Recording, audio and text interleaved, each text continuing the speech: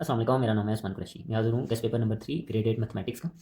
तो question number 1 देखते हैं जी कि अगर 27 into 1/2 kg rice, total rice इतने हैं, is to be packed equally in 2 into 3/4 kg packets. यानी कि एक पैकेट में इतने 2 इंटू 3/4 kg चावल पैक होते हैं। तो अगर टोटल चावल इतने हों, इतने kg हो, तो हम फाइंड करेंगे नंबर ऑफ पैकेट्स, कितने पैकेट्स लगेंगे तो ये सारे चावल जो है वो पैक हो जाएंगे। इससे जुड़ा हमने सवाल पहले भी किया था, तो इट मीन्स कि सवाल बहुत ज़्यादा दे रहा है। तो चलिए इसको देखते हैं। सबसे पहले हम लिखेंगे जी कि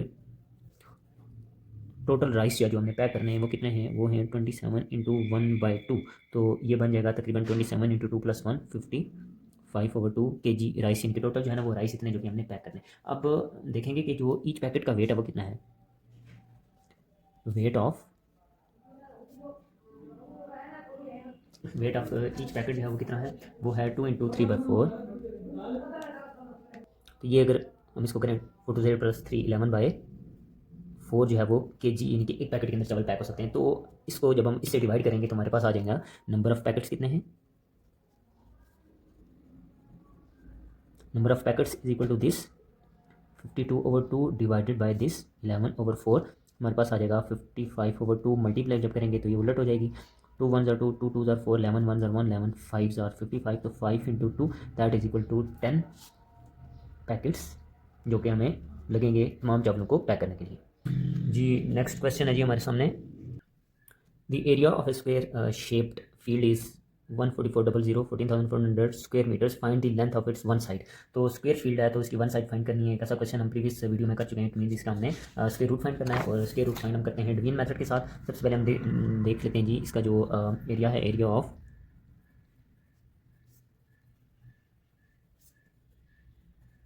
स्क्वायर फील्ड ये कितनी है हमारे पास 14,400। ठीक है जी, ये हमारे पास एरिया आ गया। अब हमने क्या फाइंड करना है, जैसे कि हमें पता है अगर ये लेंथ है एक, तो इसका लेंथ का स्क्वायर होता है ना 14,400। तो अगर इसका हम स्क्वायर रूट लेंगे 14400, तो इसका भी स्क्वायर रूट लेना पड़ेगा ना, तब हमें आएगा L इज इक्वल टू 14,400 एक साइड आएगी। तो इसका ये स्क्वायर रूट लेने के लिए हम इसका डिवीजन मेथड यूज़ करेंगे। तो चलिए चेक करते हैं जी।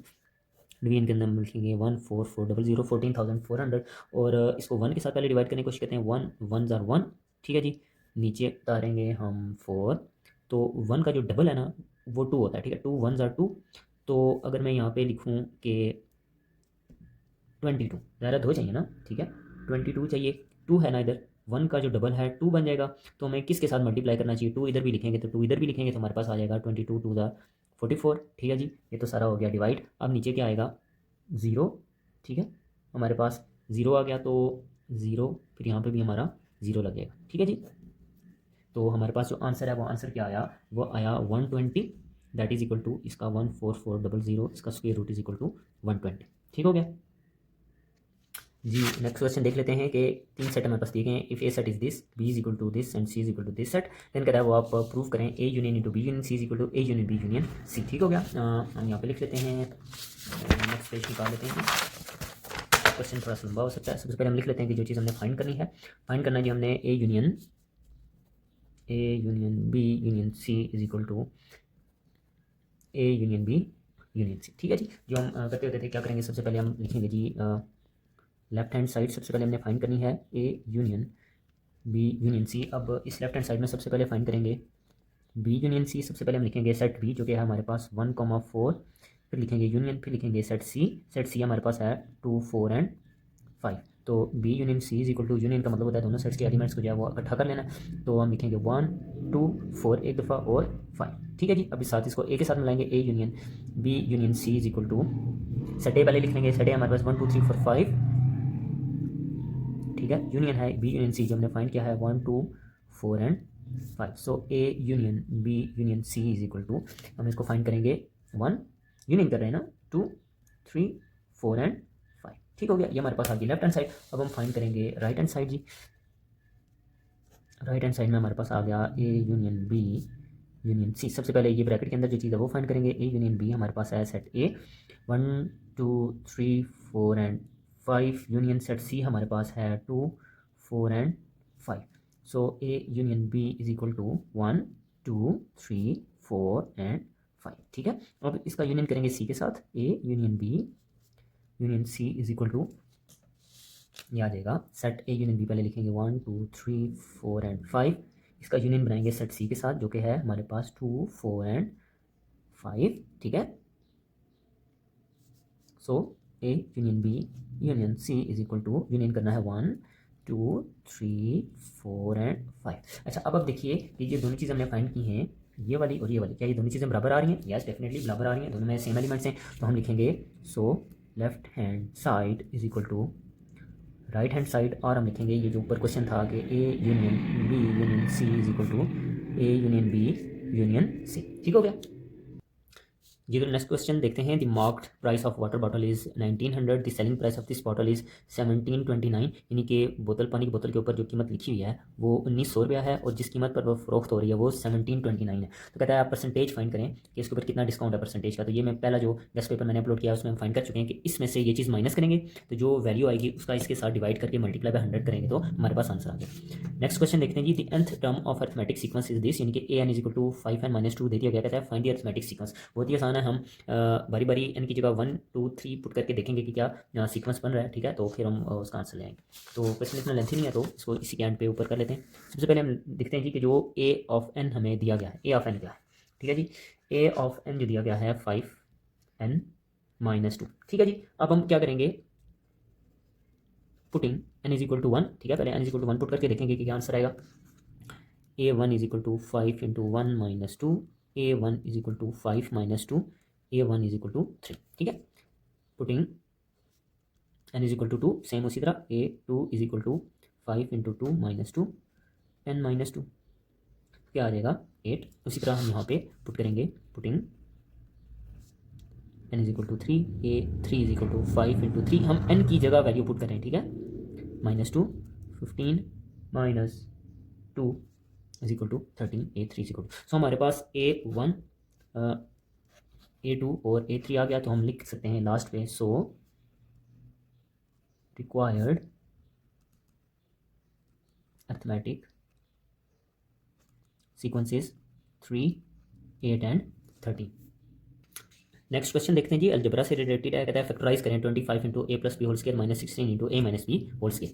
इसको देखते हैं जी हम कैसे सॉल्व करते हैं। सबसे पहले हम लिख लेते हैं जो चीज़ हमें गिवन है, सबसे पहले वो लिखते होते हैं 25 into A plus B whole square minus 16 into A minus B whole square. कहता है इसको फैक्टराइज करो। फैक्टराइज कैसे करते हैं जी, देखते हैं। सबसे पहले इसका स्क्वायर बना लेते हैं। किसका स्क्वायर है 5 का, into A plus B whole square minus ये किसका स्क्वायर है 4 का, A minus B whole square. अब इन दोनों टर्म्स को ना होल स्केयर के अंदर ले लेते हैं, क्योंकि ये दोनों स्क्वायर बन रही है ना। 5 into A plus B whole square minus 4 into A minus B whole square. ठीक है जी, अब हमें बताया कि जैसे कि A square minus B square is equal to A plus B into A minus B होता है, ये एक फार्मूला है। तो अगर हम इसको कंसिडर कर लें इक्वल टू ए, इसको कंसिडर कर लें इक्वल टू बी, तो हम इसकी मदद से ये वाला फार्मूला लिख सकते हैं। कैसे, पहले लिखेंगे ए प्लस बी, फिर लिखेंगे इंटू ए माइनस बी। तो ये है ए प्लस बी, ठीक है, इंटू हम लिखेंगे ए माइनस बी, ए माइनस बी। ठीक है, समझ आ रही है ना। अब हम इन टर्म्स को आपस में मल्टीप्लाई कर देते हैं। अंदर पहले 5 को इसके साथ मल्टीप्लाई करेंगे, 5 इंटू ए 5a plus 5b plus 4a। अब ये प्लस माइनस माइनस बन जाएगा, ये बनेगा 4b। ठीक है, अब मल्टीप्लाई कर लेते हैं 5a plus 5b minus 4a minus minus plus 4b। ठीक है, तो 5a 4a बन जाएगा 9a, इनके कोफिशिएंट्स आपस में ऐड हो जाते हैं ना, और प्लस में से माइनस, प्लस का 5 है माइनस का 4 है, इसमें से ये माइनस हो जाएगा तो बचेगा प्लस b। 1b आता है, 1 क्योंकि यहाँ पे कोफिशिएंट है वो लिखते नहीं है, इंटू 5a माइनस 4a बचेगा a, और प्लस का 5b प्लस का 4b प्लस का 9b। ठीक हो गया जी, ये है हमारा आंसर। चूँकि इससे आगे फिर मजीद ये सॉल्व नहीं हो रहा। आप साथ में सोल्यूशन लिख सकते हैं या साथ में आंसर लिख सकते हैं। ये फैक्टराइज हो गया, बेसिकली हमने इसके दो फैक्टर्स बना लिए जी। तो नेक्स्ट क्वेश्चन है जी, find the solution set of the following simultaneous linear equation with the method of substitution. Substitution method बहुत ज़्यादा दे रहा है तो ये भी इंपॉर्टेंट है इस हवाले से। पहले हम इक्वेशंस ऊपर लिख लेते हैं जो इक्वेशन उसने दी गई हैं।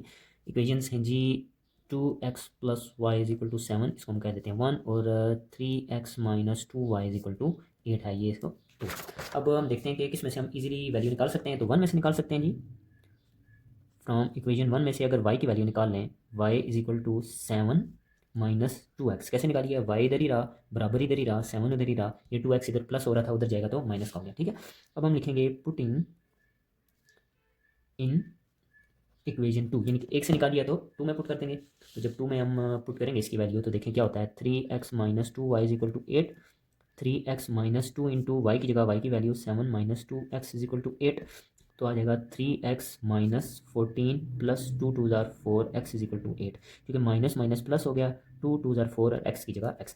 अब ये और ये एडअप हो जाएंगे, क्या बनेगा 437x minus 14 is equal to 8। अब ये जो 14 है इसको मैं उधर भेज रहा हूँ, 7x is equal to 8 plus 14, इधर माइनस का था उधर क्या प्लस का हो गया, 7x is equal to 22। So x is equal to यहाँ पे मल्टीप्लाई हो रहा है, 7 उधर जाएगा तो डिवाइड हो जाएगा। ठीक है, ये एक वैल्यू निकल आई x की। अब x की ये वाली जो वैल्यू है ना, ये हम पुट करेंगे y के अंदर। y की कौन सी वैल्यू के अंदर पुट करेंगे, फॉर एग्जांपल आप पुट करते हैं 1 के अंदर पुट करते हैं बेशक, ठीक है, तभी इसकी y की वैल्यू निकल आएगी।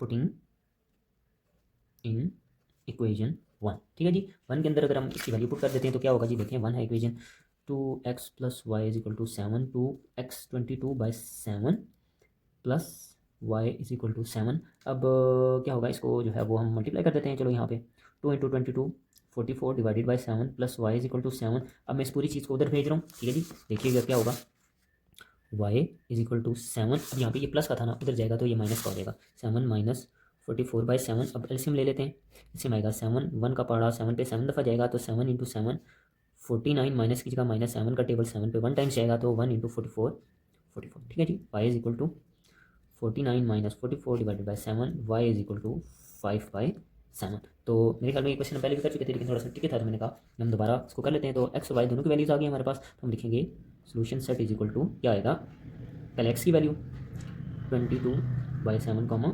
5/7, ठीक हो गया। नेक्स्ट क्वेश्चन जो है हमारा, find the surface area of A square pyramid having a slant height of 13 and base length of 10 centimetre. ये क्वेश्चन पहले गेस्ट पेपर की जो वीडियोस में हम कर चुके हैं। यहाँ पर आपको छोटा सा इसका ओवरव्यू दे दूँ, आपको जस्ट या वो फार्मूला याद रखना है। फार्मूला क्या है जी, area of square base plus 4 into area of face, ठीक है जी। पहले आप ये चीज़ फाइंड करेंगे, फिर ये चीज़ फाइंड करेंगे और फिर जो है ना आप इसमें फार्मूले में पुट कर देंगे। एरिया ऑफ बेस हमारे पास क्या हो जाएगा, बेस क्या है हमारे पास 10, तो 10 multiply by 10 is equal to ये 100 इधर आ जाएगा हमारे पास, ठीक है जनाब। और एरिया ऑफ फेस जो है वो कैसे होगा, वो होता है half of base into slant की जो हाइट है, तो ये आ जाएगा half of base 10 of slant की हाइट 13। इसको सॉल्व करेंगे तो जो भी आंसर आएगा इसको सॉर्ट आउट करेंगे तो आपका आंसर आ जाएगा मेरे ख्याल में 360 सेंटीमीटर आया था, ठीक है जनाब। ओके जी, ये नेक्स्ट क्वेश्चन नंबर 9 देखते हैं जी, राइट एंगल ट्राइंगल। ये ज्योमेट्री का क्वेश्चन है, लास्ट पे करेंगे। 10th वाला देख लेते हैं। सना रोल्ड अ डाइस, उसने डाइस यानी कि जो लूडो वाला जो डाइस होता है जिसको आप छक्का बोलते हैं, उसने फेंका और what will be the probability of getting 3, यानी कि क्या चांस है कि वो 3 आएगा। ज़ाहिर है एक दफ़ा फेंका है तो अगर एक दफ़ा ही आएगा ना, एक डाइस है तो क्या चांसेस हैं, वो 3 आएगा तो इसके एक चांस है। और कहता है find the probability of not getting 3, तो अगर 3 एक दफ़ा आने के चांसेस हैं तो कितनी दफ़ा आने के नहीं चांसेस हैं, टोटल 6 होते हैं ना, 6 में से एक के बाकी 5 चांसेस है कि नहीं है। ज़रा ये तो जुबानी बात है लेकिन इसको सॉल्व करना पड़ता है, तो इसको सॉल्व करते हैं। सबसे पहले हम सैम्पल स्पेस निकालते हैं। सिंपल स्पेस मीन्स हमने पहले जो है ना वो टेबल बनाया था सिंपल स्पेस का जिसमें 36 एंट्रीज थी। अब चूंकि एक सिंगल डाइस है ना तो सिंपल स्पेस उसमें सिर्फ 6 एंट्रीज होगी, तो होंगी 1 2 3 4 5 और 6, यानी कि 1 से लेकर 6 तक नंबर आ सकते हैं अगर आप डाइस को एक दफ़ा फेंकते हैं। तो क्या प्रोबेबिलिटी है, यानी कि एक इवेंट को हम लेट कर लेते हैं ए को, कि क्या प्रोबेबिलिटी है कि वो 3 आएगा, तो उसकी प्रोबेबिलिटी है 1, ठीक है। हम लिख लेते हैं इवेंट ऑफ गेटिंग 3, ठीक है जी। तो अगर ये आता है तो अब हम क्या करते हैं, sample space n into S, total 6 है ना, हमने ऊपर बता दिया है। क्या आने के चांसेस हैं, 3 आएगा, वो एक चांस है इवेंट के। तो हमारे पास जो प्रोबेबिलिटी का फार्मूला है is equal to n into A divided by n into S, यानी कि n इंटू ए क्या है 1 divided by n into S क्या है 6, यानी कि इतने चांसेस हैं हमारे पास आने के। और अगर हम ए प्राइम लेट कर लेते हैं, what is a prime, not getting 3, यानी कि चांसेस ऑफ नॉट गेटिंग 3, तो इसकी क्या प्रोबेबिलिटी है, इसकी प्रोबेबिलिटी होती है p इंटू ए प्राइम, ए बार भी बोल रहे हैं इसको जो आपको आसान लगता है, 1 minus p into A, that is 1 minus 1/6। इसका एलसीएम ले लें, 6, 1 का टेबल 6 पे 6 दफ़ा जाएगा तो 6 कम 6 माइनस 6 का टेबल 6 पे एक दफ़ा जाएगा, 1 इंटू 1 इज इक्वल टू 1, तो हमारे पास जो आंसर आएगा 5/6। जिस तरह कि मैंने आपको पहले बताया था, ये तो अंडरस्टूड बात है। अगर एक दफ़ा डाइस फेंका जाता है तो 3 आने के चांसेस हैं कि वो एक ही दफ़ा आएगा, तो अगर एक दफ़ा 3 आ गया तो फिर कितने चांसेस हैं कि वो 3 नहीं आएगा, तो वो बाकी जो 5 चांसेस हैं वो हैं कि वो 3 नहीं आएगा, ठीक है। यहाँ पे हमारा ये गेस्ट पेपर मुकम्मल होता है। थोड़ी देर बाद नेक्स्ट जो गेस्ट पेपर नंबर 4 है वो अपलोड हो जाएगा, तो आप जरूर देखते रहिएगा, इंशाल्लाह आपका बहुत फ़ायदा होगा। मिलते हैं अगली वीडियो में।